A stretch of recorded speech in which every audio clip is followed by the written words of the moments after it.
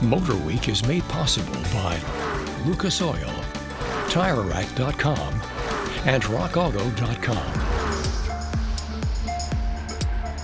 Our 2022 Volkswagen Passat Limited Edition long-term may represent the last Passats to roll off VW's Chattanooga assembly line, but in many ways it feels much like the first.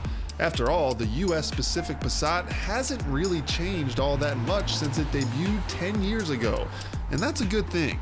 VW got this mid-size design right from the get-go. Sedans like this Passat used to be the bread and butter for automakers because at their peak, they offered the best mix of interior space, ride quality, and fuel economy.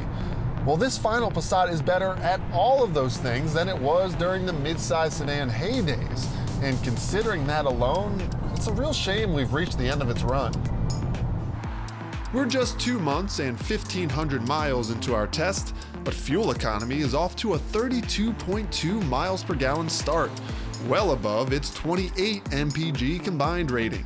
Great for such a big vehicle, though the 2-liter i4 turbo making it happen puts out a modest 174 horsepower. And this Passat truly does have a lot of room inside, with rear seat passengers benefiting from full-size car-like legroom.